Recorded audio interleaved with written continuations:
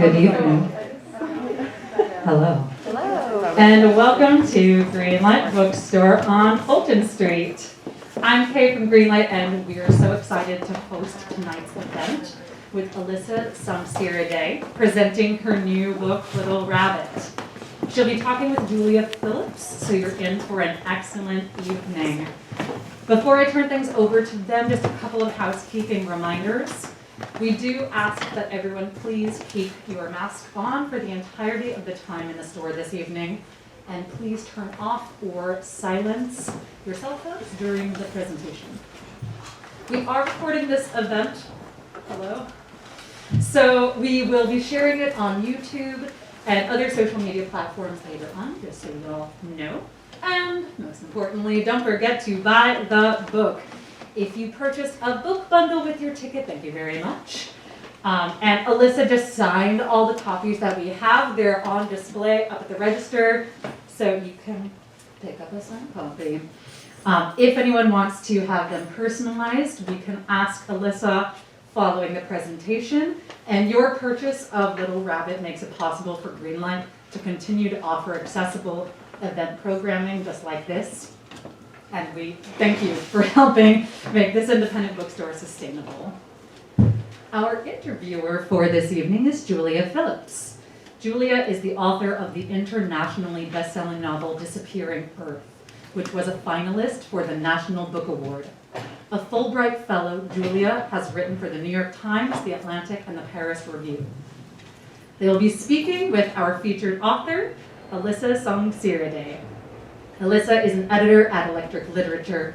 Her fiction has appeared in Story Quarterly, the Indiana Review, and the Offing, among other publications, and has been supported by Yaddo, the U-Cross Foundation, the Ragdale Foundation, the Vermont Studio Center, the VCCA, and the Massachusetts Cultural Council.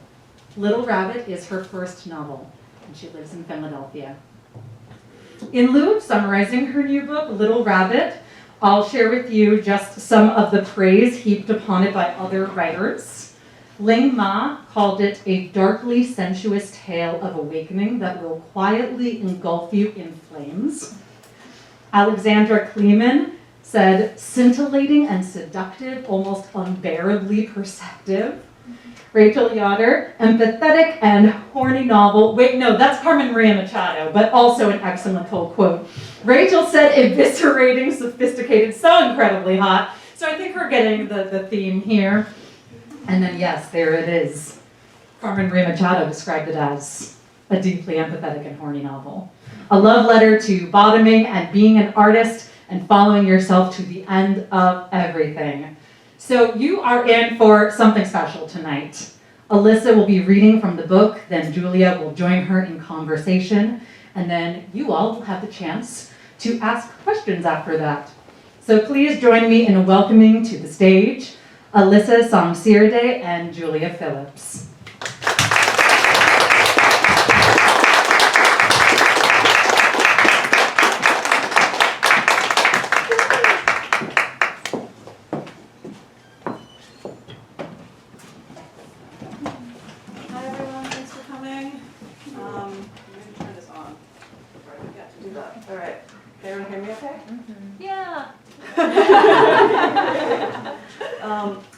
I'm gonna take my mask off for this part, I think. Okay, I think I have mask face, but it's okay.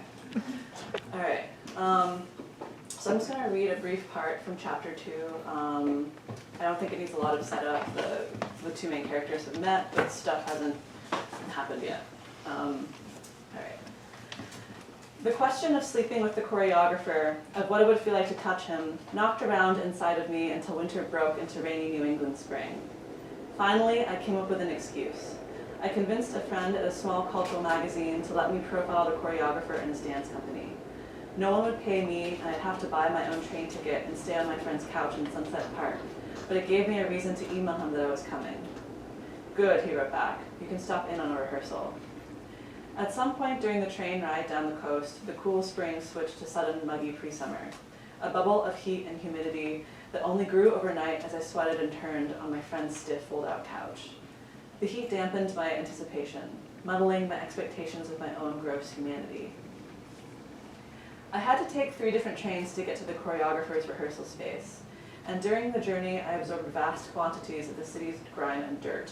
By the time I got to the school-turned-performing arts studio, I'd sweated through my linen blouse, my denim shorts, transformed into a swamp of a human being. The cool walls of the old brownstone building mixed with the heat, so the air turned strange and clammy. Walking through the long halls of identical doors, I felt like a child again, suddenly oversized, wandering until I found the sounds of music and counting. I could hear his voice, the sound of his hands clapping. Wiping my sweaty palms on my shorts, I grabbed the door handle and pulled. The rehearsal space still felt like a classroom, the walls a different color where the chalkboards had been. Cool air rattled through new aluminum vents. 6 or 7 glorious bodies moved through the middle of the room, cutting around each other, stopping, stretching, lifting and throwing one dancer to another. Even though I'd never seen anyone else do the things they did, their bending, twisting feet made them seem more human, like they'd found new doors into how to be a body. The choreographer stood in front of them all, watching them, instructing. He wore a white t-shirt, soft black pants, his arms wrapped around his torso as he focused. I could see the line of his waist, the lean muscle that still bound him. More point with the chin, he called. You should be leading with the sternum. Carry the motion through. I closed the door silently behind me, but he still noticed and walked over. Can you take off your shoes, he asked, looking at my dirty white sneakers. A soft, wet matte material covered the oddly springy floor. Sorry, I said, toying them off. They changed as soon as you walked in the door, he said, looking at the dancers, just a millimeter tighter. I'm sorry, I repeated. No, it's the permanent problem of a performer, he said. It's just too bad you'll never see how they move when we're alone. He went back to his spot, watching the dancers and shouting out commands, suggestions so specific I couldn't follow. The song ended, the performers hitting their last pose. Good work, he said, clapping. Now let's get Jackie, TJ, and Zach for the trio. Jackie was the dancer with the long brown hair. Today she wrapped it up in a tight ballerina bun and dressed her body in a white leotard made of tissue-thin fabric.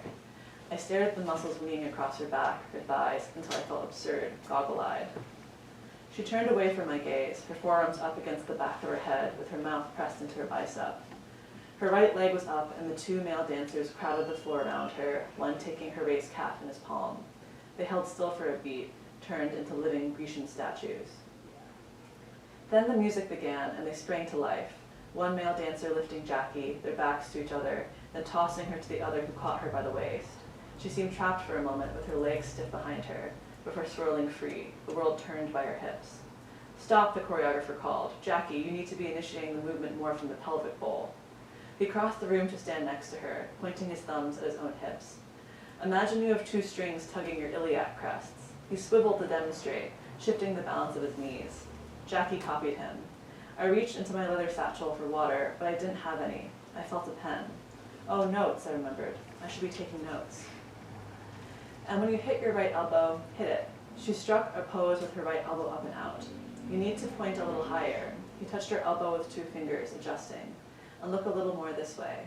The fingers went to her cheek, guiding her face. So you're looking stage left, right there, right at her. They locked on me, the choreographer pointing. Jackie smiled, and I gave a small, stupid wave. Once rehearsal finished, the dancers fell upon their bags, gathering their empty Tupperware, their water bottles, as they reassembled their outside selves. I stood in the corner, watching everyone leave. Good work, the choreographer said. See you Wednesday. The last one, TJ, left, and then the choreographer and I were alone. We stood by the door at the opposite end of the room. Shall we? Okay, I'll end it there.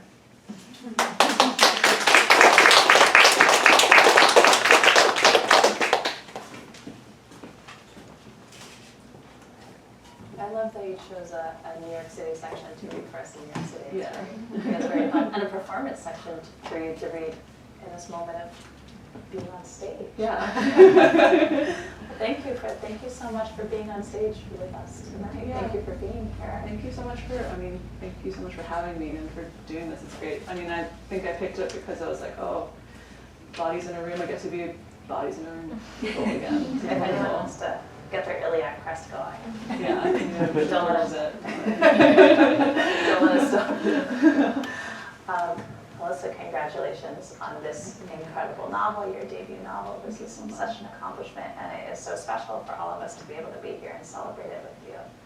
I have to say I've been taking particular comfort from Little Rabbit this week, witnessing this story about this woman's sexuality and ambition and wholeness and her complicatedness be released into a country that clearly this week has shown doesn't want to admit the reality of that existing. It's been really nice to see it force itself into a world that maybe is not ready for it, but better get ready for it. And I hope that Little Rabbit kind of leads us into a better future. Thank you so much. Yeah, that's definitely something I've been thinking about a lot this week as well. Yeah. Yeah, I wanted to ask you, in that you have this I imagine, personal, professional joy or fulfillment on a long project, and you have this political despair, and I've been following your Twitter feed avidly. Like, how are you doing in this roller coaster? How are you this week? I mean, it's been definitely a wild ride. I think Tuesday I spent being just really grateful for the book and also rewatching videos of Elizabeth Warren and sobbing hysterically. You know. A normal book launch. Yeah. Yeah. What you said, I think, really resonates with me. I've been thinking a lot about, like, the optimism of this project. I think, I really wanted to write about, like, a woman, about, like, an Asian American woman just assuming that she has sexual agency and sexual power and sexual desire, and the capacity to feel pleasure. And, you need bodily autonomy to feel all of those things. And so, I've been feeling like hopeful that maybe this is my own little act of resistance, but also like a little bit of like sadness too. Yeah. I feel like those little acts of resistance are so essential, but sometimes it's hard to feel like, well, what do they accumulate to? But like, you do them. We keep doing that. And I mean, even reading this vicariously feels like an act of resistance. Have folks here read the book already? It's like, okay, I love those novels. So delicious, so amazing, so amazing. I hope you'll indulge me in this, because this is a question I always really love to hear an author say. But in your words, what would you say the book is about? If you were going to sum it up, what would you say? The book is about this. This is something I ask my students to do, and I always want to hear people's answers to it, what the book's about. How many sentences do I get? This looks like a good question. You know what? I would have said one sentence, but actually take all the sentences you need. This is your night. Oh no, that could be a dangerous game. I guess all the sentences you need is this, but it's fun. Like the project of the book is so long, and for any novel, and then to distill it down is such an interesting exercise. Like, what's the core of it to you? What's the story? I think the core of it is wanting to show a woman lusting, like to have her lust kind of be the center of the book, and to not have his lust really. It has to kind of be there just for things to function, but the focus is on her and her desires and how she's understanding it and what she is getting out of admiring him. Like I think of him a little bit as I was thinking recently, I think I described him at one point as like the love object, and like, getting to see a masculine figure as a love object and the femme figure as the lusting agent is not something common in literary fiction. And that was something I really, really wanted to do. It is uncommon in literary fiction, I think. And even when you're reading just now, when he has his arms wrapped around himself, and I was like, ooh, hot. I think you captured it so well. When you were working on this, will you tell us the story of sort of its evolution? Like, how did it go from idea or motivation to being a book we can hold in our hands and I'll buy and I'll get signed 1,000 times, buy hundreds of copies? How? Well, so on the one hand, I had, like, for a long time this idea of, like, I want to write a book where a woman, like, lusts after a man, but it's not married to tragedy. It doesn't, like, destroy her, like, life completely. She doesn't have to wear a scarlet letter or... Yeah, exactly. She doesn't have to abandon her family or disappear into the wilderness or to face punishment. And I always knew I wanted to do that, but I couldn't figure out how to get into it. And then I went to a residency before the pandemic in 2019, not far outside of New York, actually, at a place called Bethany Arts Community, and there was a choreographer and his dancers there, and they were working on new movement. And I never really seen, I didn't know very much about dance, and I'd never seen live dance happen. Yeah. And I had never seen never seen the creation of a dance, and I was like completely fascinated. It was like so different than writing. Like I was so envious, I was cramped at my desk, I had bad hips, I was, your back, your posture's terrible, totally. Yeah, it's just like, I don't really get to be a body. I think about 90% of my life, most of the time. You're just a brain in a jar. Yeah, not even that. I feel like I'm just an inbox.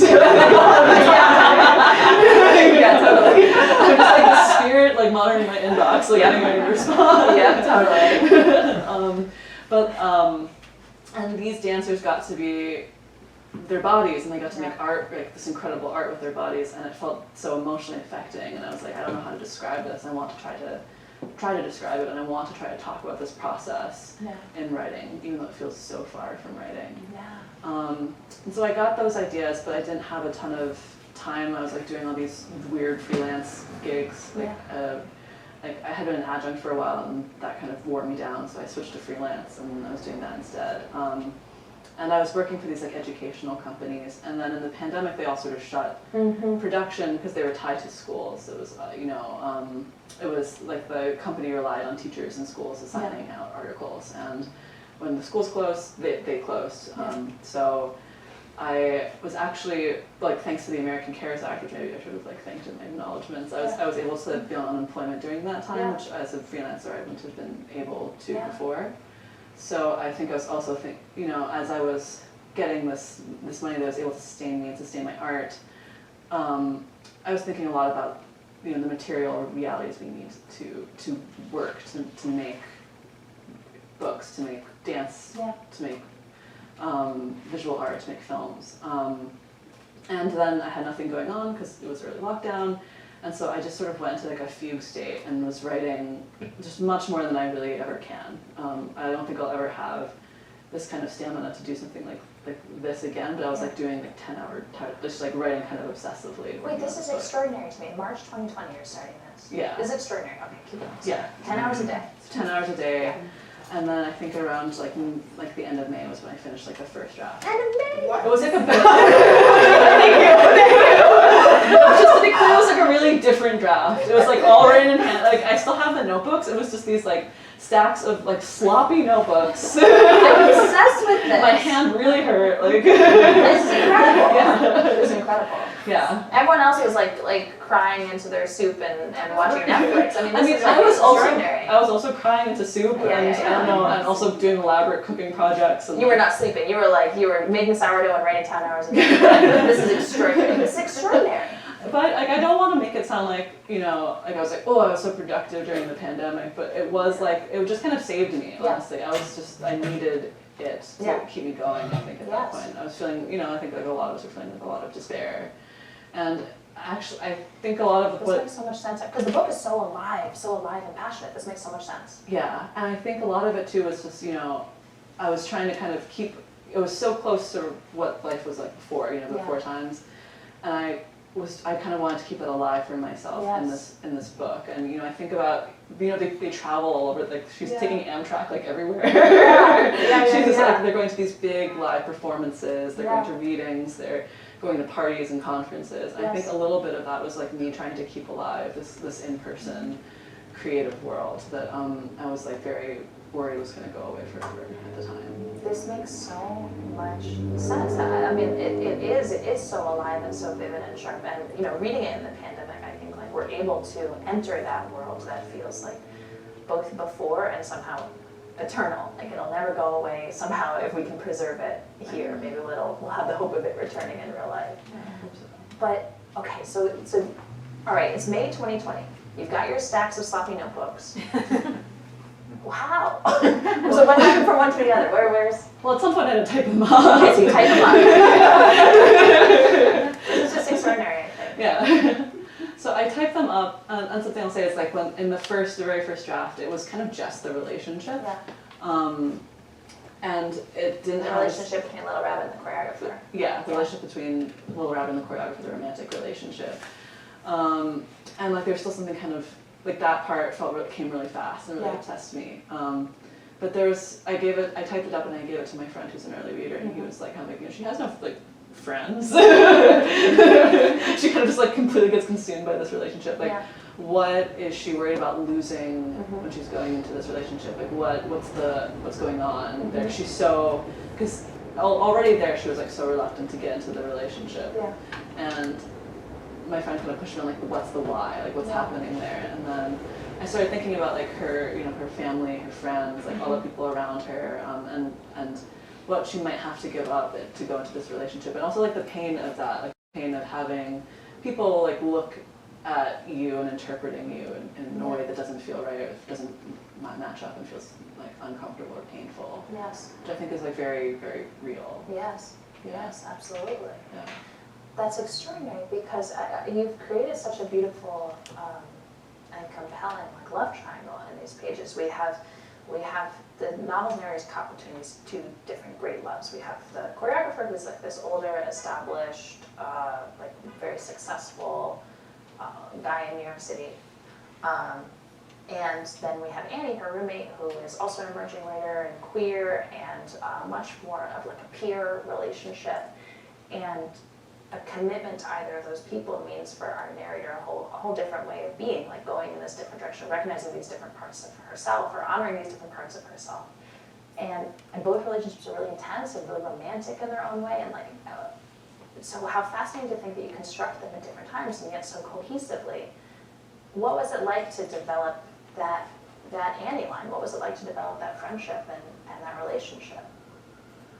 It was a slower process than developing the romantic relationship between her and the choreographer, because I knew all of Annie's judgments, and I knew the way that they would break. Like I could see in my head the way that it was almost kind of like it was like two dance, like there'd be a dance over here and then it would get passed on over here. Like I see the romantic relationship and the friendship kind of happening in symmetrical function. So I could see the ways that they would break up, and then I had to also remember the ways that they love each other and they value each other and the importance of that relationship, and how like vital that friend has been in helping Annie helping the narrator understand who she is or build her personality for.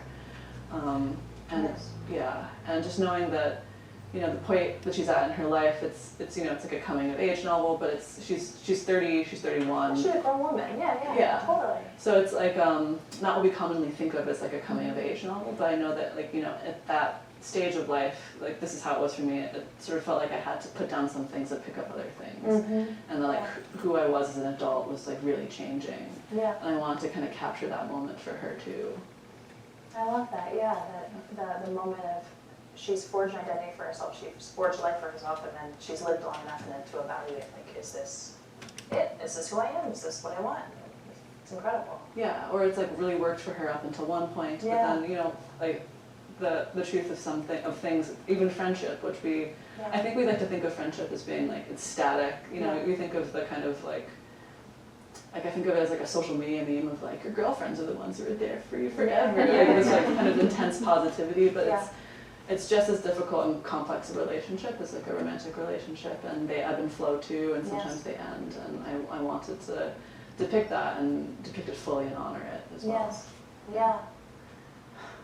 I really love that. Yeah, the relationship with Annie is so complicated, and it makes sense hearing about it, that it sort of built slowly in the way friendships do, I think. Like having a passionate affair with someone is different from even building a passionate affair of a friendship. Like it's different. You're probably not texting that person every single day. You like have to play it a little slower, and the fact that it developed a little slower here too is totally right in the writing, and they do come across as so paired, so intricately linked in the text.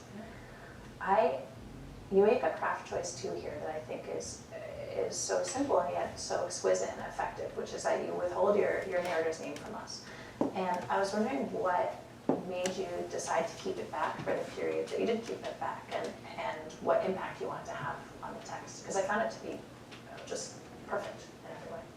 Yeah, I mean, I really wanted it to be the story of their private selves figuring out who they are, like the names that they have for each other are who they are to each other, not who they are to the outside world. And so that would be the world of the story until they are ready to bring those people out into their public selves, and to let those public selves in. So, It's beautiful. Yeah. The intimacy of it is extraordinary. I also really love the way you write about writing in there, because as the narrator embraces the force of her own sexual desire, she also finds this new force in her artistic desires and her ambitions, and in her connection to her own art, and like she has this enormous power in her writing and storytelling. There's this quote that I know has been quoted in reviews, and but I love it. You write, the work possessed me, seized me, until I was no longer a woman writing, but writing taking the form of a woman in order to be born. Which reminded me when you were talking about seeing the dancers and how different you felt from them as a writer, and yet this is like, the dance takes up like the body is so present at the page and at the desk. And I was wondering about what you see as the relationship between sex and art, either for Little Rabbit or just in general, like what is that link there? Yeah, I think both sex and art are moments where you are kind of taken out of your experience of yourself. You know, when you go kind of through life mostly thinking of yourself as like a discrete being, it's like different from other people. And then in sex, that kind of discreteness gets punctured.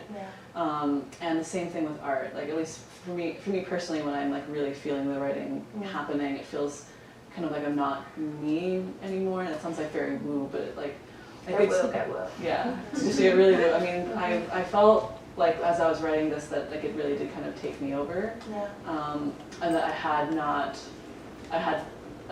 to submit to it, frankly, like to talk about the kind of relationship with some dom aspects. It was like I had to trust it enough to give into it and let it go. And I think that's what she's also kind of discovering. Because I think, I think of her artistic development as being like, before she's very in control, she's very heady, she's, writing about capitalism a lot, and these like experimental novels. And I think she's not a very vulnerable person in the early parts. That was like a key part of the book that I was realizing, and that the sex makes her more vulnerable, and as she gets more comfortable, can't say that word right now, but vulnerability, she gets more comfortable with being vulnerable with her own writing and her work. As a reader, when I read this, I don't know if you all had the same experience, the books I read it here, but when I read it, I was like, actually, one of the blurbs that Kay read before we started, that this is, like overwhelmingly perceptive, or almost unbearably perceptive, says Alex. I found it the same way. I found it like, it said so many truths that I had never thought of before, never put the words to before, and it like was frightening to me almost to read the places that once she was able to accept her own vulnerability, she reached places that kind of blew me away. In her own understanding of herself, of the world, of how relationships work, of how her art works.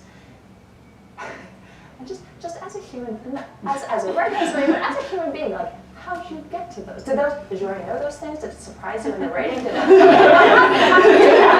don't know if everyone knows these things every day. I was shocked completely. How'd you figure that out? I don't know if I did figure it out. Do you feel like she figures it out, or? I think she figures it out. I feel like almost like it figured it out in some way. Like it, like me and it working together kind of figured it out. It figured out like what it means to sort of let go of control, and what in a safe environment, what that can like, what kind of power that can have. And I think maybe I've had like the opposite kind of feeling of being like, I mean, I make fun of her for writing really heady things and like needing to be in control, but I think I was very much like that way too. It's like very hard, especially when you're younger, to always like let things in and to also be, to like I'm thinking kind of more now of like the things that are happening between her and Annie, like it's very hard for Annie to say like I miss you, or it's not like that was very intentional. Like I kind of went through and made sure to strike any moments that Annie might say, and to make sure she never said I miss you. And that it can be really really vulnerable to reveal your feelings for another person in that way. But if you don't do that, if you kind of keep it apart, then you stay discreet. You don't get to ever experience that kind of joining, and there's no pain that comes with that. But if you don't get to the other side, then a lesson for everyday practice, I think. It's so difficult. I mean, you create in story like the reality that we all need to live and embrace. But it's hard, and she does it with such. She knows the fear, but also like she is able to push into the freedom that waits past it. It's extraordinary. Thank you. I know I read a little bit of the blurb on the back. I love the blurbs, and I love to see also there are some other 2022 debut authors on here, and it makes me really happy to see how everyone is supporting each other and connecting each other. And I was wondering how you form those relationships in a time of social isolation and, you know, being scattered on still, I think, most in our different Zoom screens. This is my first bookstore event since 2019. I don't know what and I was also wondering if you have other new books that you would recommend to us, like 2022 books and authors that you would recommend to us that we've got to pick up, people that you think we should read. You know, I came prepared with answers for this, but as soon as you asked me, Oh, no. no. Which is always kind of what happens. But I know.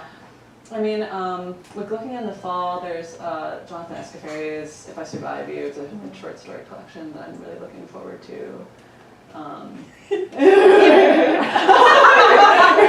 Just holding up the book. I brought you the margarita. Oh yay! Thank you. This like secret margarita drop book. But What? I was like, that's not a debut author. I've been waiting for that rally.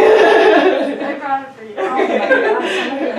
I haven't read this book yet, but of course, like I'm staring at it right now, Acts of Service, which I also hear is very hot. I also hear it's very sexy. So I don't know, has anyone here read it and they can tell us how sexy it is? All It's on my TBR pile. Yeah, me too, because I was like, go on. It was a similar situation where, you know, sometimes you read blurbs and you're like, I don't know what that means, and then sometimes you read the blurbs in a book and you're like, oh, I know just what that means, I'm ready to go, let's do this thing. Like, I would say, horny novel is one where I say, okay, let's go. I'm ready. I love the horny because it's like almost like an action more than just like it's not just sexy, it's like horny. Yeah. Like, I don't know how like this picture is sexy and this is horny, but Yeah, you're really proceeding. You're horny. No, absolutely. I think that's right. I think that's totally right. We're about to go into our Q&A, so I hope everyone's assembling their cues in their head, but also I want to ask you one more thing, which is that after readers like tear through this book, turn the last page, fully horned up, what do you hope that they take away from it? What do you want people to walk away from this book with? I want them to kind of walk away with an open-ended feeling. You know, I don't necessarily want anyone to walk away with like this feeling of like I understand that completely. Yeah. And I think I want them to be comfortable with that. And I don't know. And I want their expectations, I hope to be surprised as they're going through. I feel like if I say any more than that, I might like spoil No spoilers. spoil myself. We'll but, like, stop there, yeah. Yeah, just open-endedness, I think, is a perfect way to not spoil. Yeah. What do you think? Should we open it up to our brilliant people, many of whom have already read the book more than once? No. Any cues? Any cues for brilliant Alyssa? Questions, thoughts? I have some cues. Have some cues. Have some cues, please. I love it. Well, I have two cues, but I'm trying to decide which cue is the best. Because I'll just ask them both. Ask the book. I think I've read this book more than once. Yeah. Yes. Well, one is just the ending of this book pulled me up short. And I've talked to other people who have the same experience. So I would love to hear you talk a little bit about arriving at the ending. That's my first question. Okay. And no spoilers, of course. No spoilers. Well, yeah. If it's hard to answer that without spoilers, I'll ask question number 2. But I love how you arrived at it. I think that's perfect. Yeah. I guess I could spoil that it's a performance. And I kind of always knew it was going to be a performance. Like I kind of wanted to replicate my feeling of like watching those dancers and having that change me and experiencing that in my body and changing the way that I felt and understood things and how you could get that from seeing another body instead of words. And so I wanted to do that again in the book and have that be the ending of it. And I always, and also like,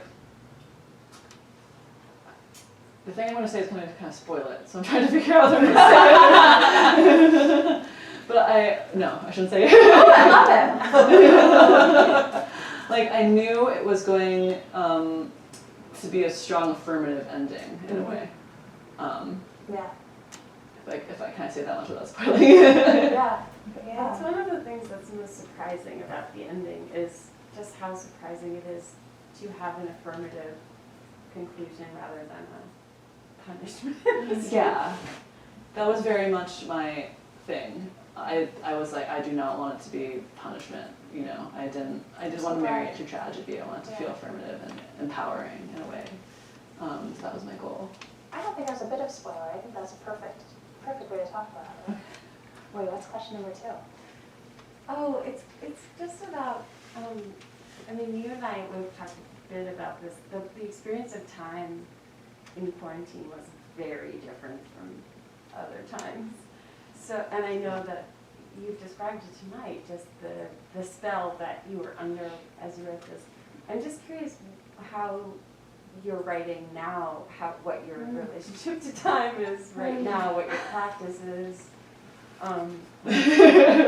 What's your relationship to time? My relationship to time these days is kind of bad. Yeah. We have to be honest. Yeah. Like, I mean, my relationship to time when I was writing this was like very special because I remember having these memories of like when I wasn't writing, of going for these like long walks and listening to one Mitski song like over and over and over again, and like noticing the ways that the plants were changing, like it was spring, and like noticing time in a slower, more like kind of natural level, like a more human level, as opposed to now my time is a little bit more rich because I have a full-time job. So I'm and I also feel like my time is a little bit more of a sieve because I feel like, I don't know if other people experience this, but when I like go onto the computer, it's like there's like no time. It just like goes away suddenly, and I look up and like the sky is kind of dark. And so I'm kind of trying to figure out how to get back into a bodily time. Also, like I'm still, my office is all remote, so I don't get to be like a body in a room with other bodies most of the days, except for my partner, who just passes me as we make snacks in the kitchen. Totally. And I think time is something that you have to experience with your body, and I don't experience it on a screen in the same way or at all, possibly. And so I miss that, and I'm trying to figure out how to balance that while also like dealing with the fact that like I don't have a physical office to go to. Yeah.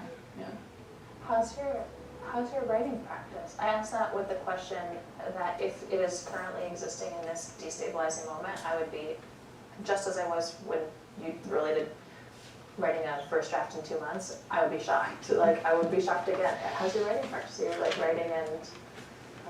Yeah, it's a little bit more work a day right now. Yeah. Like I try to be pretty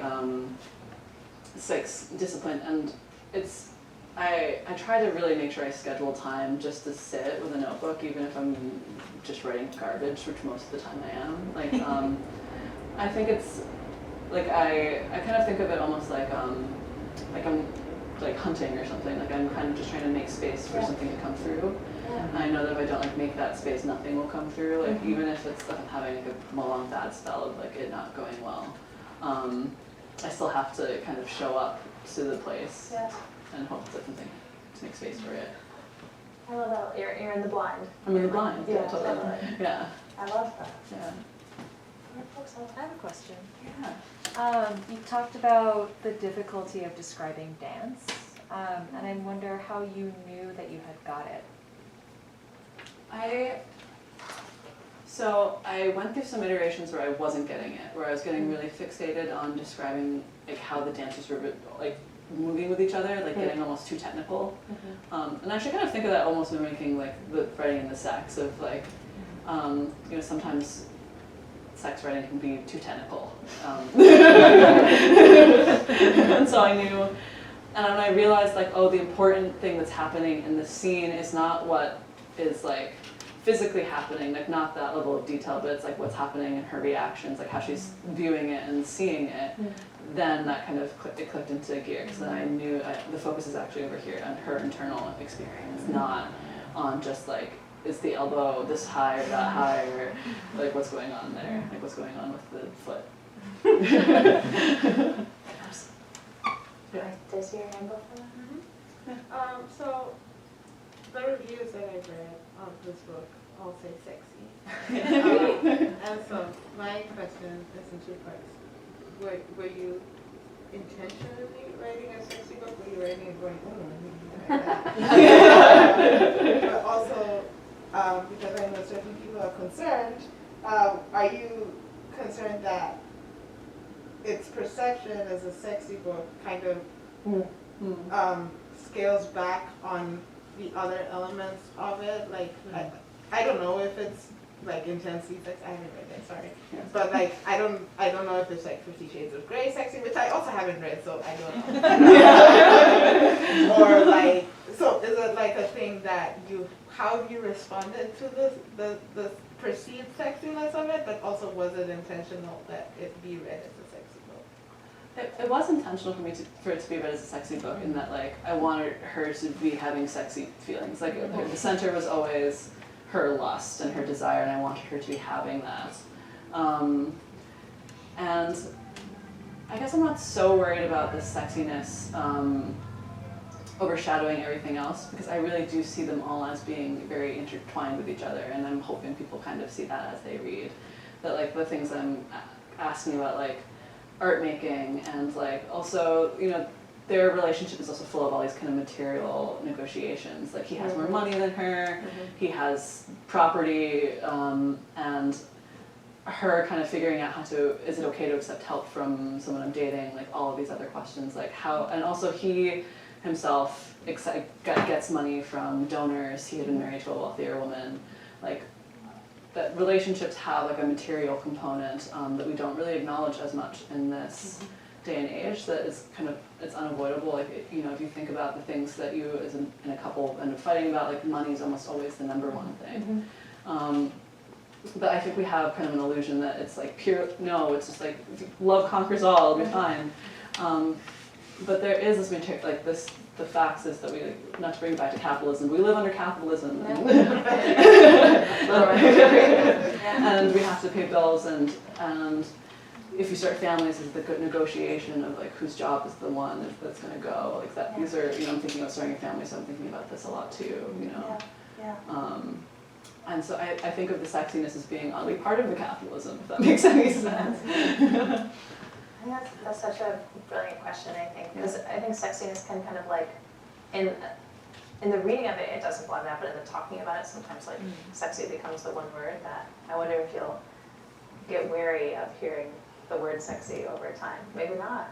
Maybe not more. Maybe not. I guess I'm I'll find excited. out. I also will say, as someone who read both 50 Shades of Grey and Little Rabbit, this is like 7,000 times sexier. 50 Shades of Grey, you like think it's gonna go there, it doesn't go there, this goes there, and it like goes past, like it goes there, like it goes there. Which is what I wanted for 50 Shades of Grey, it did not. I had, yeah. I always think like about if you're dating like someone in a band and you hate their music, what's that like? So did you think about their respect for their arts, for their artistry, and play with that at all? Oh yeah, it was very important that kind of what attracts them to each other is their own art. You know, that like he's the only person who's read her capitalism experimental novel and is like, this is great. And like he genuinely is like very impressed with her and like respects her as an artist. And that would be part of the attraction. Like I think if they thought what they did was bad, they would not be attracted to each other. I wonder how close we are to. I think quite close. Maybe we have time for one more question?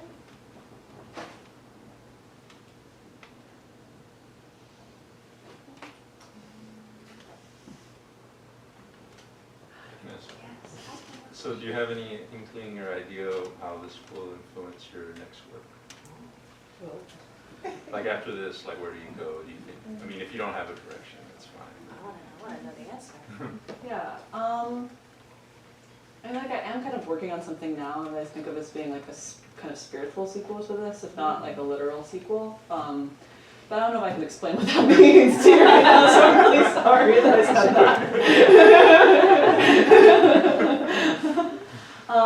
I mean, I think even before like anything happened with the book, just the experience of writing it changed the way I thought about writing and the way I thought about art.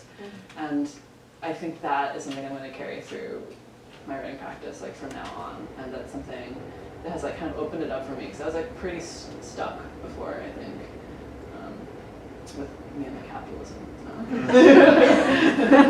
you entered the spell, didn't it? The spell, yeah, and then kind of, and also just sort of like even like just kind of trusting that it can come back, even if it's you know, even if it's not always going to be like lockdown, where I'm at home and that's the only thing, but like the spell is like there. It's just like, is it the time to go there or not? Yeah. And also knowing that I can go there in like little chunks and not have to just like move into it and ignore my cat and my partner for 3 months at a time. Yeah. But with great results, so, oh well, cat partner. No, I hear you. Yeah. Alyssa, thank you so much for talking to us, and thank you for sharing this incredible book, and thank you all so much for being here tonight. It's been so